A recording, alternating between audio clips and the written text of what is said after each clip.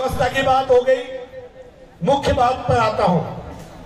साथियों, 5 दिन से हम लोग यहां आमरण अनशन पर हैं।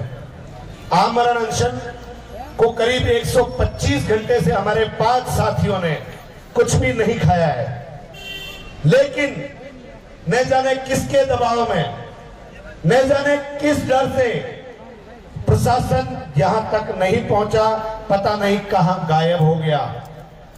तो अब मैं आपसे पूछता हूं कि इस प्रशासन को ढूंढना पड़ेगा कि नहीं पड़ेगा? ढूंढना पड़ेगा, तो ढूंढना पड़ेगा। अब वो यहां नहीं आ सकता तो हमें उनको ढूंढने के लिए जाना पड़ेगा।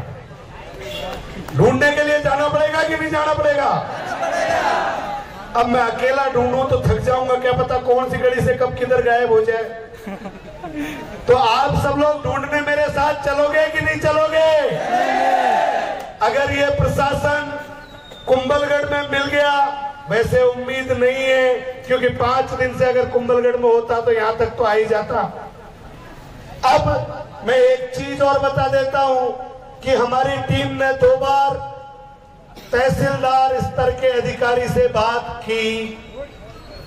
अब इसके बाद अगर प्रशासन का कोई भी व्यक्ति हमसे बात करना चाहेगा तो वो इससे उच्च स्तर का ही होगा।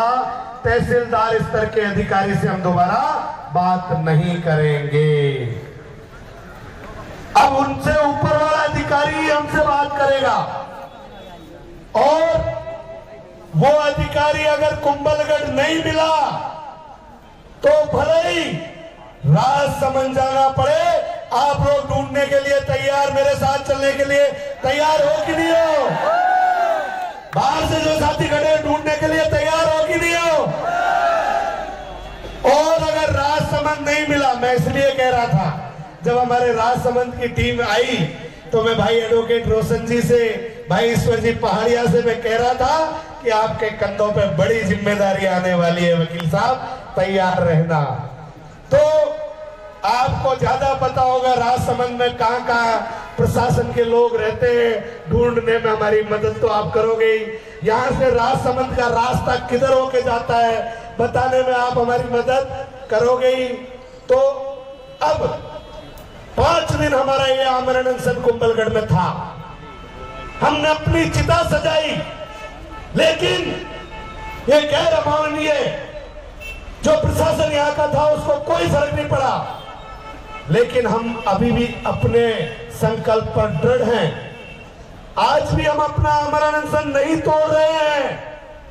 जो 5 साथी आमरण अनशन पर थे वो लगातार आमरण अनशन पर रहेंगे। आमरण अनशन तो रोडवेज आने के बाद ही टूटेगा। तो भाई, अब ये जो लापता सरकार और लापता प्रशासन है, इसको ढूंढना पड़ेगा। और अगर राजसमंद नहीं मिला तो जयपुर और दिल्ली तक भी जाना पड़ा तो हम लोग जाकर ढूंढेंगे, लेकिन रोडवेज जरूर लेकर आएंगे। अब बात ये थी कि हमने अपने हाथों से अपनी अर्थी सजाई और हमने कहा था कि या तो जाएंगे रोडवेज में जाएंगे या फिर अर्थी पर लेट कर जाएंगे। लेकिन अभी हम मरे भी नहीं तो अर्थी पे कैसे लेट जाए? मरे प्रशासन तो इंतजार में था। प्रशासन तो ये इंतजार कर रहा था ये लोग कब मरे, कब पीछा छूटे। तो भाई, इतनी जल्दी तो मरने वालों में से नहीं है, लेकिन क्या पता कब मौत आ जाए। तो इसलिए हमने तय किया, अनशन करने वाले सभी साथियों ने तय किया कि भाई अर्थी तो हमारे साथ में चाहिए, क्या पता कब मौत आ जाए। तो हम अपनी अर्थी को भी अपने साथ लेकर जाएंगे। तो अर्थी को हमारे जो अनशन करने वाले साथी हैं वो अर्थी को आगे लेकर चलेंगे, और उनके सहयोग के लिए जो टीम साथ में चलेगी वो है हीराराम जी भील, वनाराम जी भील, सुरेश डूंगरी और दीपाराम जी भील। ये 4 लोग हमारे अनशन वाले साथियों को संभालेंगे, क्योंकि 5 दिन हो गए, कुछ खाया पिया नहीं है। लेकिन अब मैं आपको एक संकल्प लेता हूं कि मैंने कहा था कि जब तक रोडवेज नहीं आएगी तब तक हम अपना अनशन नहीं तोड़ेंगे। अब जब तक प्रशासन नहीं मिलेगा, डॉक्टर राम मीणा अपने पैरों में कुछ भी नहीं पहनेगा, नंगे पैर रहेगा।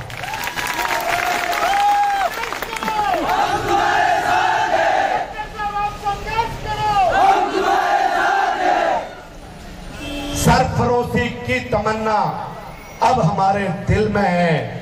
देखना है जोर कितना बाजू इनका दिल में है।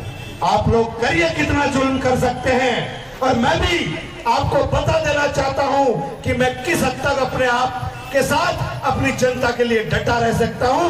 आपके जुल्मों का अंत हो जाएगा, लेकिन हम पीछे हटने वाले नहीं हैं। साथियों, एक बार पुनः मुझे ये भरोसा दिलाइए कि चाहे दिल्ली तक जाना पड़े, आप लोग मेरे साथ रहोगे कि नहीं रहोगे।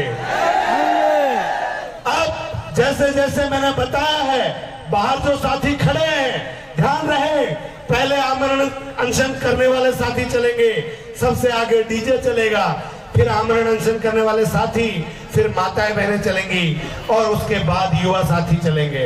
अगर युवा साथियों को रास्ते में यूं लगे कि यार बिना डीजे मजे नहीं आ रहा, तो चिंता मत करना, डीजे आप लोगों को संभला देंगे।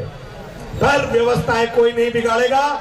जब तक माताएं बहनें बाहर नहीं आएंगी, कोई भी यहां से बाहर नहीं निकलेगा। सारे युवा साथी उसके बाद निकलेंगे और ठीक 15 मिनट बाद हम यहां से रवाना होने की तैयारी कर चुके होंगे। आपको ऐलान कर दिया जाएगा और आप लोग इस प्रशासन को ढूंढने के लिए जहां तक जाना पड़े वहां तक हम लोग जाएंगे। तैयार हो? लेकिन अनुशासन बनाए रखोगे। कोई भी गड़बड़ी करे उसको तुरंत पुलिस को सौंप दीजिएगा। अगर कोई भी बीच में ऐसा लगे जो असामाजिक तत्व है और गड़बड़ी करने की कोशिश करता है, उससे आप कुछ मत कहिए, पकड़ के तुरंत उसको पुलिस को सौंप दीजिएगा।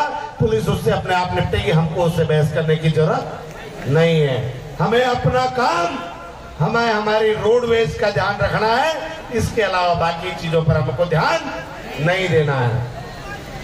बाकी समय समय पर हमारे साथी आपको और मार्गदर्शन निर्देश देते रहेंगे और आप सब लोग तैयार रहिएगा।